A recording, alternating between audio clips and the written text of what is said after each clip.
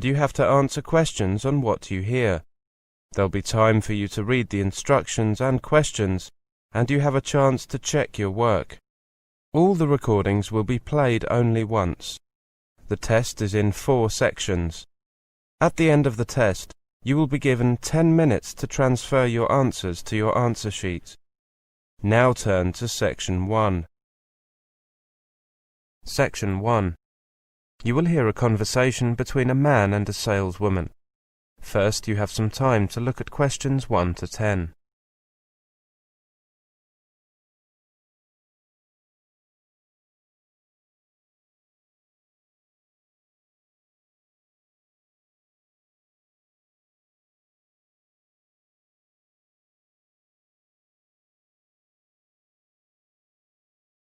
Now listen carefully and answer questions 1 to 10.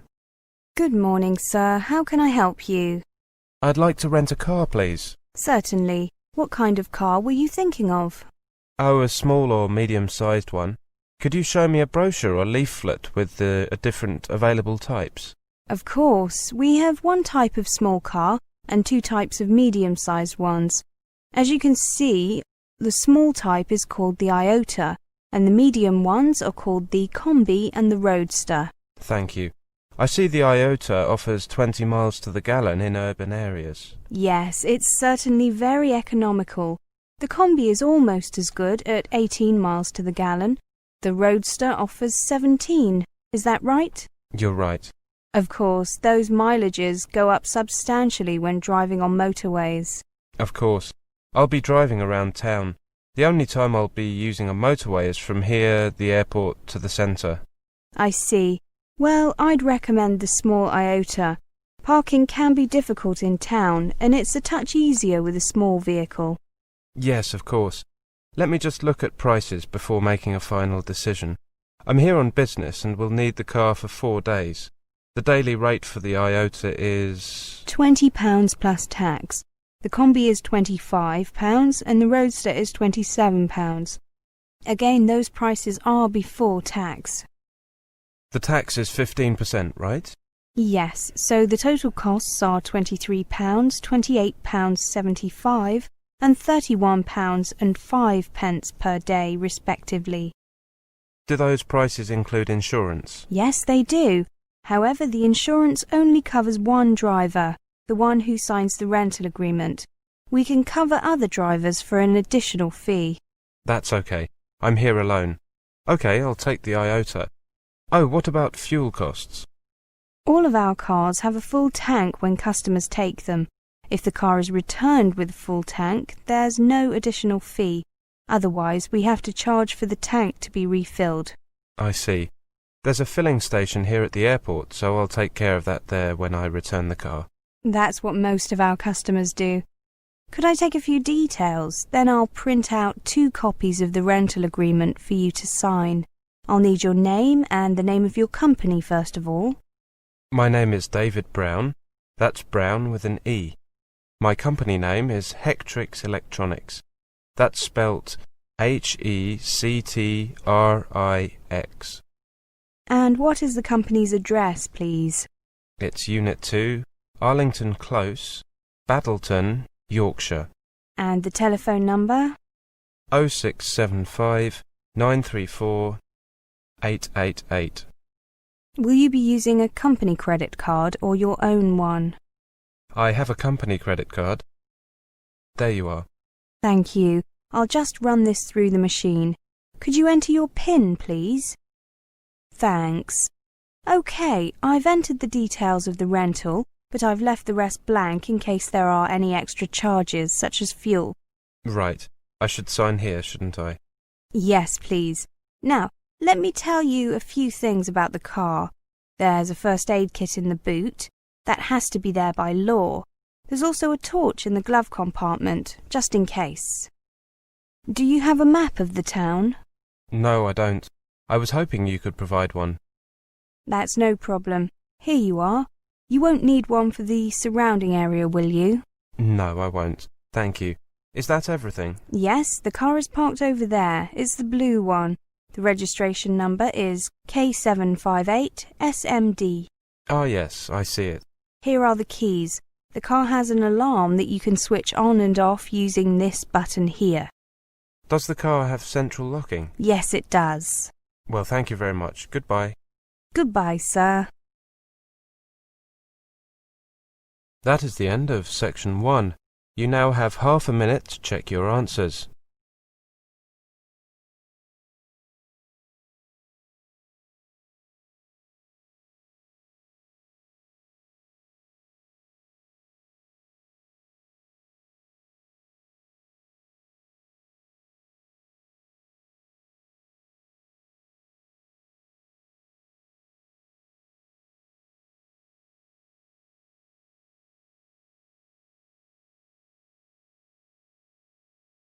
Now turn to section 2. Section 2. You will hear a conversation between an interviewer and an interviewee. First, you have some time to look at questions 11 to 20.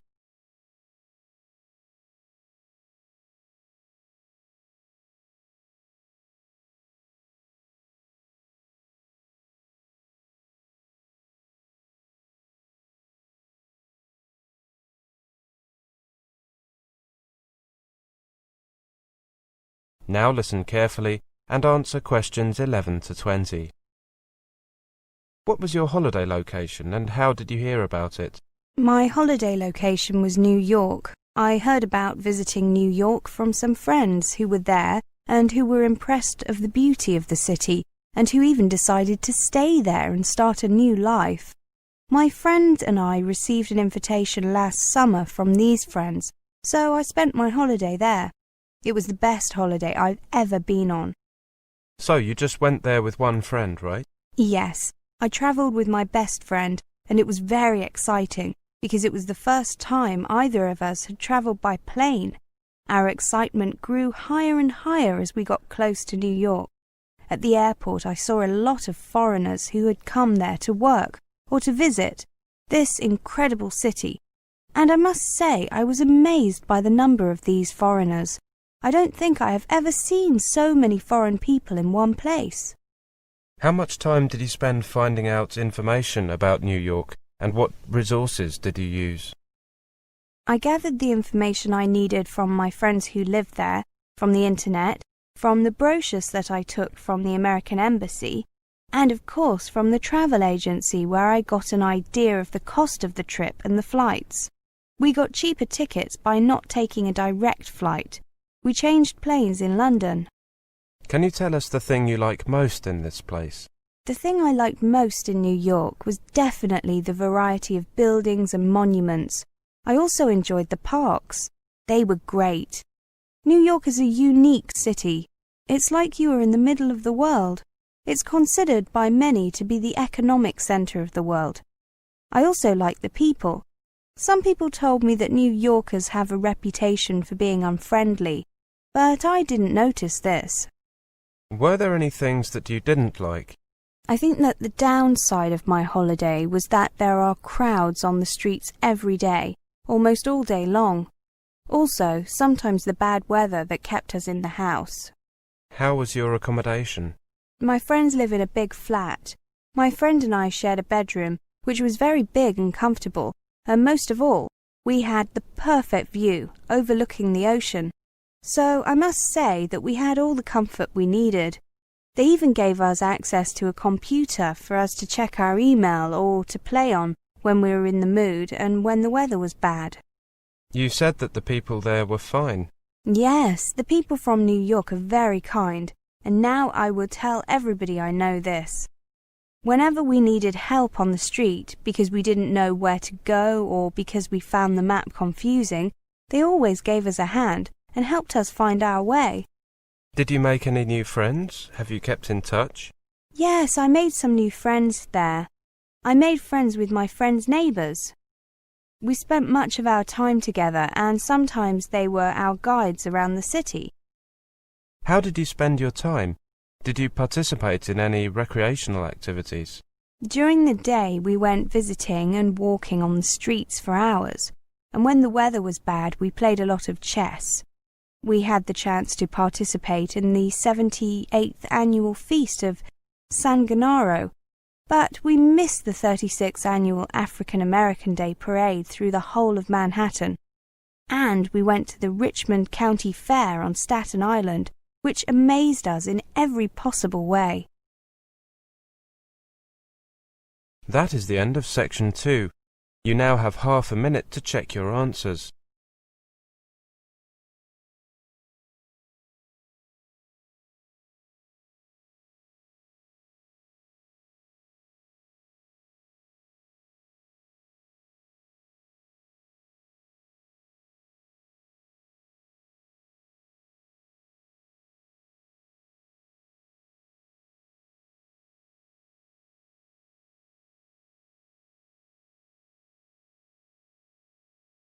Now turn to section 3. Section 3. You will hear a talk. First you have some time to look at questions 21 to 30.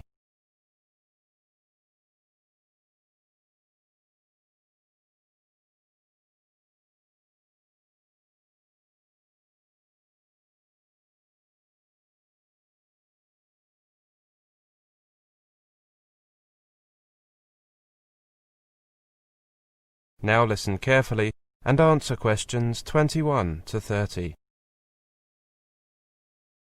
Come in, everyone. The office might be a bit crowded with 4 of us and all these materials. There's coffee over there, help yourselves. Now, we're here to discuss 3 types of learners: kinesthetic, visual, and auditory, and how we can teach each type. I gave each of you one of them to consider. Jack, can we look at yours first, please? You were assigned to kinesthetic learners, weren't you?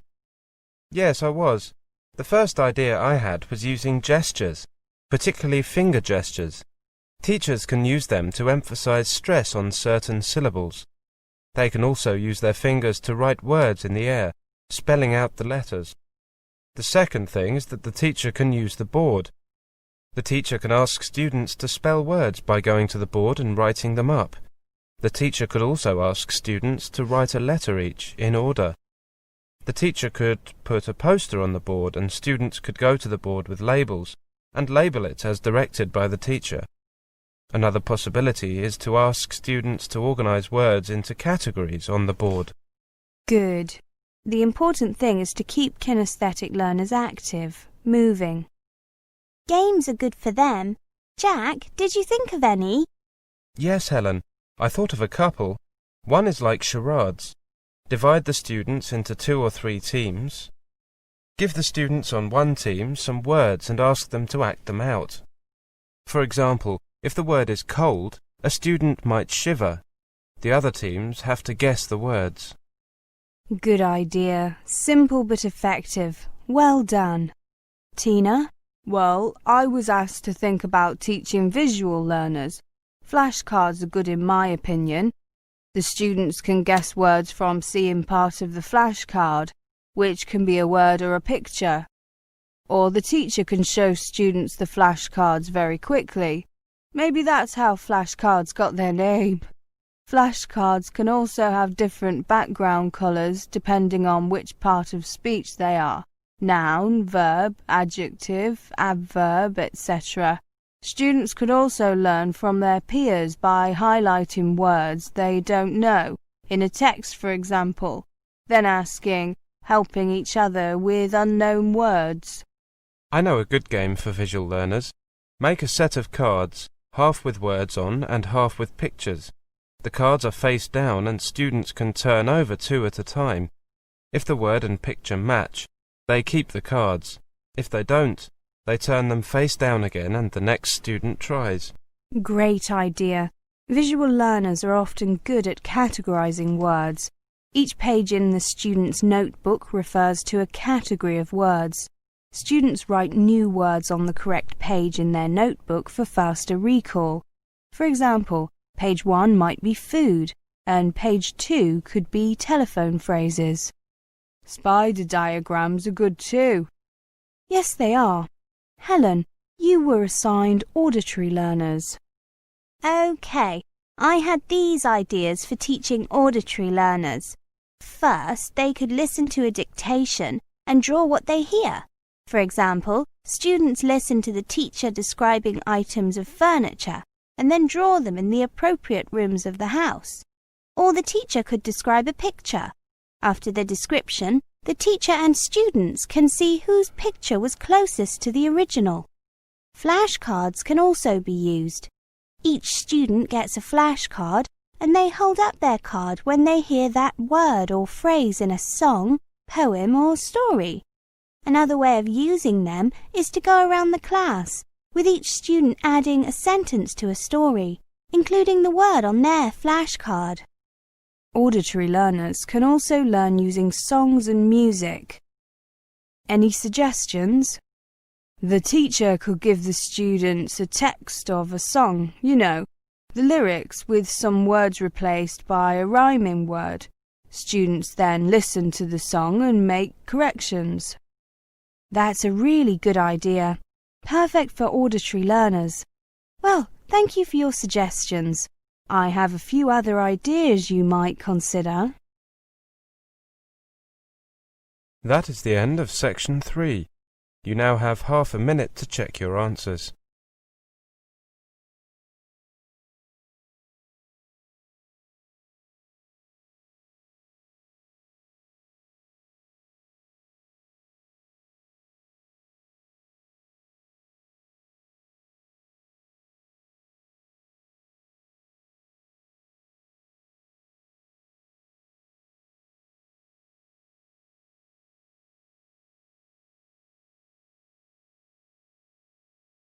Now turn to section 4. Section 4. You will hear a lecture on note-taking. First, you have some time to look at questions 31 to 40.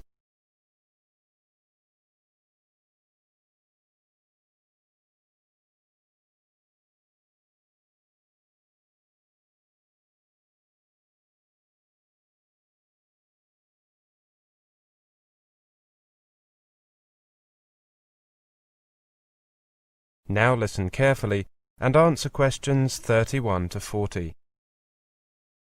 Welcome to this class on note-taking. Let's take a look at the basics first of all. The first question we need to look at is, why take notes? The purpose of taking notes during a lecture is to help you to concentrate on what the speaker is saying and to provide you with a summary in note form so that you can write up your notes in full later. Also, it may be that the notes provided by the lecturer are not sufficient. The lecturer may add new information during the lecture, and your own notes will be needed to provide you with a complete record of the lecture. Taking your own notes will promote a deeper understanding of the content of the lecture. So, how do you take notes? The general principle in note-taking is to reduce the language by shortening words and sentences. The following advice will help you to take notes efficiently, leaving you free to listen to your lecturer.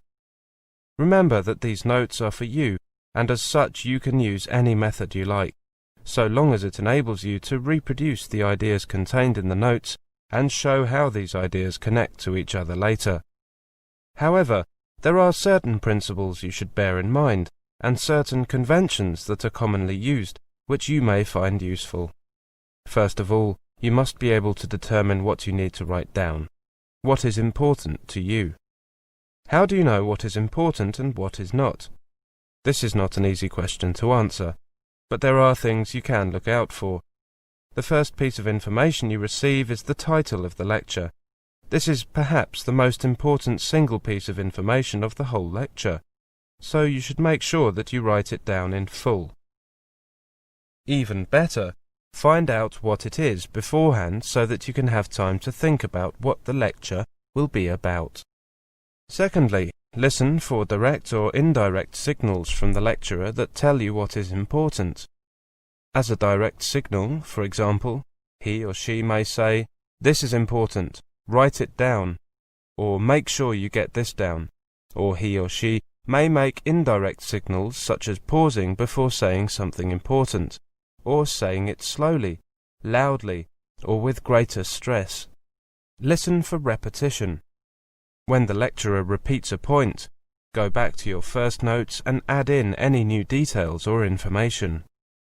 When a teacher or lecturer recommends a student to read a book, it's usually for a particular purpose. The book may contain useful information about the topic being studied, or it may be invaluable for the ideas or views that it puts forward, and so on. In many cases, the teacher doesn't suggest that the whole book should be read. In fact, he may just refer to a few pages which have a direct bearing on the matter being discussed. Now, how should you write your notes? As mentioned above, you can make notes in any way that you like, but the following guidelines will help you to develop a style that is both quick and accurate.